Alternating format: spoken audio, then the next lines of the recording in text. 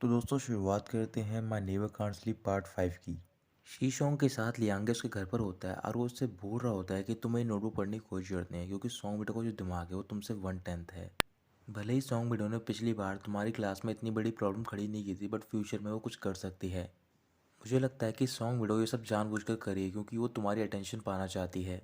शीशम को देने से मना कर देता है और वो बोल रहा होता है क्या तुम्हें पता है कि कल हमारा एक इवेंट है और हमें उसके बारे में कुछ बात करनी होगी। फिर ये कहकर वो उसे वहाँ से भेज देता है। सॉन्ग विडो अपने घर पर काफ़ी गुस्से में होती है और वो बोल रही होती है मुझे नहीं पता कि मेरी फ्रेंड क्या कर रही है। मैंने उसे बोला था कि उसे मेरी हेल्प करनी है मेरी नोटबुक ढूंढने में। तभी सॉन्ग विडो की मॉम उसे डांटने लग जाती है क्योंकि वो वहाँ पर ढंग से केक नहीं बना पा रही होती। सॉन्ग विडो अपनी मॉम से माफ़ी मांग रही होती है। उसकी मॉम बोल रही होती है कि अगर तुम केक नहीं बनाना चाहती हो तो फिर तुम दोबारा अपने रूम में वापस जा सकती हो। इसके बाद वो उन्हें आगे के स्टेप बताती है केक बनाने के लिए। केक पूरी तरीके से प्रिपेयर हो चुका होता है तभी वहाँ पर लुया पहुँच जाता है। लुया अपने साथ में ड्यूरन लाया होता है क्योंकि उसे सॉन्ग विडो ने मंगवाए होते हैं और वहाँ पर जो भी होते हैं वो उसकी स्मेल से दूर जा रहे होते हैं। सॉन्ग विडो ड्यूरन्स को केक में लगा रही होती है। लू याओ ये बात देखकर उसकी तारीफ कर रहा होता है। फिर लू याओ एको केक देखता है और वो शाओमी ने बनाया होता है। जब वो उसे टच करने जा रहा होता है तभी शाओमी से धक्का देती है। उस धक्के की वजह से लू याओ गिरने वाला होता है। तभी वो अपना एक हाथ सॉन्ग विडो को सर पर रखता है और उसका सर जाके केक में टकरा जाता है। ये देखते ही लू याओ वहाँ से भाग जाता है। सॉन्ग विडो से बाहर जाकर पकड़ती है और वहाँ पर पीट रही होती है। इसी दौरान वो एक लड़के से टकरा जाते हैं और वो लड़का होता है लियांगे। लियांगे उन दोनों को डांट रहा होता है और बोल रहा होता है कि तुम्हारे अलावा यहाँ पर कई और भी लोग रहते हैं, तुम उन्हें तो चैन से जीने दो, तुम यहाँ पर काफ़ी ज़्यादा शोर मचा रहे हो। सॉन्ग विडो लियांगे से माफ़ी मांग रही होती है। वहाँ पर शीशोंग भी होता है। फिर वो लियांगे से बोलता है कि तुम टाइम वेस्ट मत करो, मेरे साथ चलो। फिर वो वहाँ से चला जाता है। जाने से पहले लियांगे उन दोनों से बोल रहा होता है कि यहीं पास में एक चिल्ड्रन पार्क है, तुम वहाँ पर जा सकते हो खेलने के लिए। थोड़ी देर बाद शीशंग और लियांगे एक रेस्टोरेंट में होते हैं। वहाँ पर वो एक पर्सन से मिलने के लिए आए होते हैं इवेंट के बारे में डिस्कस करने के लिए। कुछ ही देर बाद वहाँ पर एक लड़की पहुँचती है और वो उस इवेंट की डायरेक्टर होती है। शाओमी सॉन्ग विडो को अपने साथ लेकर जा रही होती है। तभी सॉन्ग विडो से रोक लेती है और बोल रही होती है कि आज तुम्हारे बॉयफ्रेंड का बर्थडे है और तुम उसे प्रेजेंट देने के लिए मुझे अपने साथ में लेकर जा रही हो। शाओमी बोल रही होती है कि तुम मेरी बेस्ट फ्रेंड हो, इस वजह से मैं तुम्हें इंट्रोड्यूस करना चाहती हूँ उस पर्सन को जिसे कि मैं पसंद करती हूँ।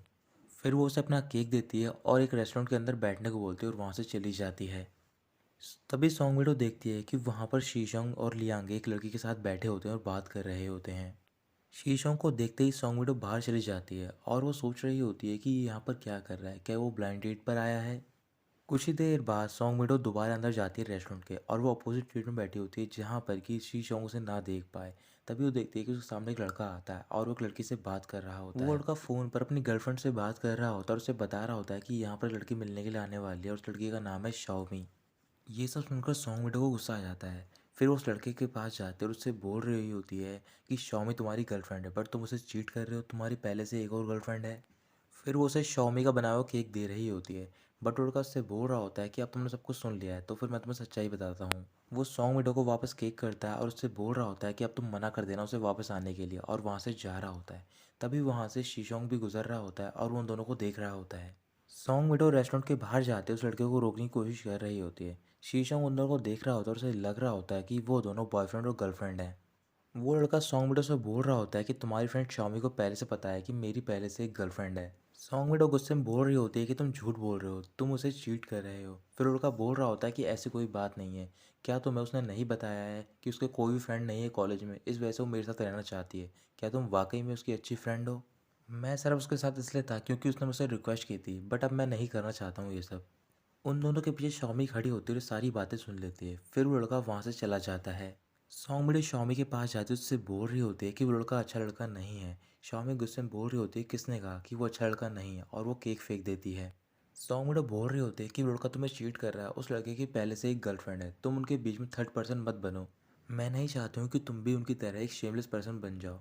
शॉमी बोल रही होती है तुम बिल्कुल ठीक कह रही हो, आखिर में तुम भी उन्हीं पर्सन की तरह हो। मैं ही एक सेल्फिश पर्सन हूँ और शेमलेस भी। क्या तुम्हें पता है कि इस एज में अपनी फीलिंग्स से ओवरकम करना कितना मुश्किल होता है? ये कहकर शॉमी वहाँ से चली जाती है।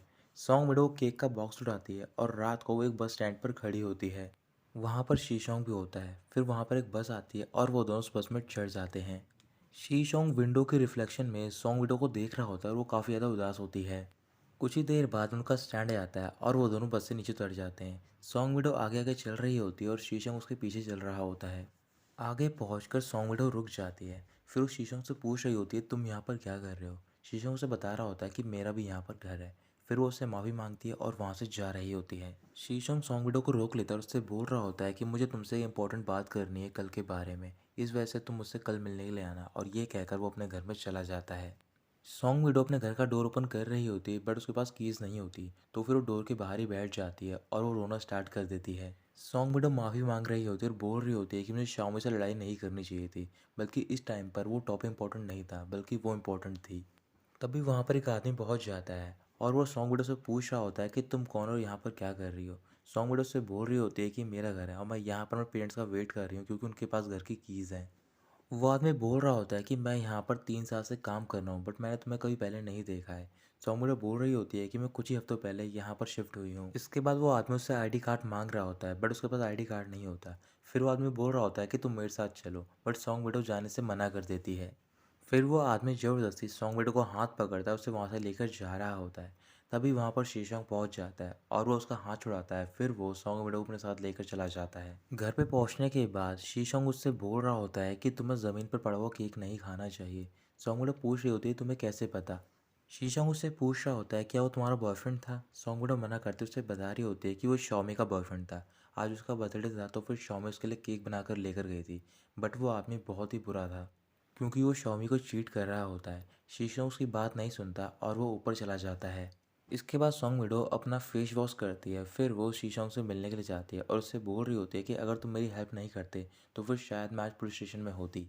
शीशोंग सॉन्ग विडो को वहाँ पर बैठाता है और उससे बोल रहा होता है कि मैं तुमसे कल बात करने वाला था क्योंकि मैं तुम्हारी नोटबुक लौटाने वाला था, बट तुम यहाँ पर आ गई हो, इस वजह से मैं तुमसे आज बात करना चाहता हूँ। सॉन्ग विडो पूछ रही होती है कि किस बारे में। फिर शीशोंग उससे बोल रहा होता है क्या तुम अपनी नोटबुक वापस चाहिए, तो फिर वो हाँ बोलती है। तभी वो शीशोंग का चेहरा देखकर चुप हो जाती है और वो शीशोंग से पूछ रही होती है क्या मुझे तुम्हारे साथ एक और रात के लिए सोना होगा।